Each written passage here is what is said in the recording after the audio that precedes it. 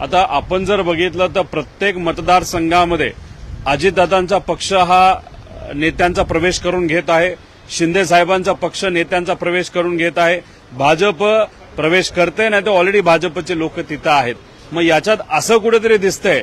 आणि काल कदाचित शहा साहेबांनी एक संदेश हा दिलेला आहे की आता वेगळं वेगळं लढावं लागते. त्यामुळे तिन्ही पक्ष येणाऱ्या विधानसभेमध्ये आणि लोकसभेमध्ये वेगळी लढतील अशी चर्चा आहे. आणि ती चर्चा असल्यामुळे काल शिंदे साहेबांनी सुद्धा स्पष्ट सांगितलं, जर वेगळं लढायचं असेलच तर आम्ही तयार आहोत, प्रत्येक ठिकाणी आमचा उमेदवार तयार आहे.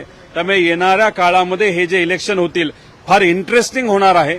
आणि त्यानंतर काल सुद्धा अमित शहा साहेबांनी एक संदेश दिला असं जाणवते, अप्रत्यक्षपणे तो दिलेला आहे की आम्ही वेगळंच लढणार आहोत. तेव्हा शिंदे साहेबांनी सांगितले की आम्ही सुद्धा तयारी ठेवलेली आहे वेगळं लढायची. म्हणजे कुठं ना कुठंतरी शक्ती प्रदर्शन हे तिन्ही पक्षातून येणाऱ्या विधानसभा आणि लोकसभेला होईल असं कुठेतरी चिन्ह त्या ठिकाणी आपल्याला बघायला मिळतं. आणि त्यामुळेच कदाचित बऱ्याच ठिकाणी उमेदवार सुद्धा विविध पक्षाचे हे या तिन्ही पक्षांनी त्या ठिकाणी घ्यायला सुरुवात केलेली आहे.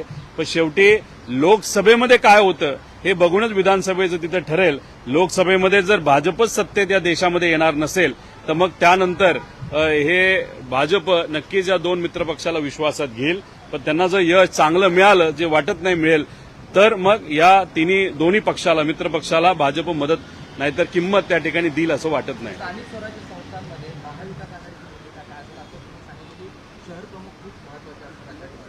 नाही, जिल्हा प्रमुख आणि शहर प्रमुख यांना सुद्धा विश्वासात घेतलं जाईल आणि त्यानंतरच आमचे जे सर्व पक्षाचे प्रमुख असतील म्हणजे त्या पक्षाचे प्रमुख हे त्यानंतर निर्णय त्या पक्षाचा घेतील.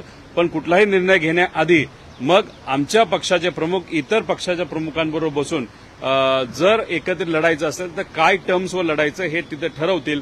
आणि त्याच्यामध्ये जर असं ठरलं की नाही लोकल बॉडी इलेक्शन हे त्या जिल्ह्याच्या प्रमुखापर्यंत निर्णय द्यावा, नाही तर त्या शहराच्या प्रमुखापर्यंत द्यावा, तर मग ते डिसेंट्रलाइज पद्धतीने होतील असं वाटतं.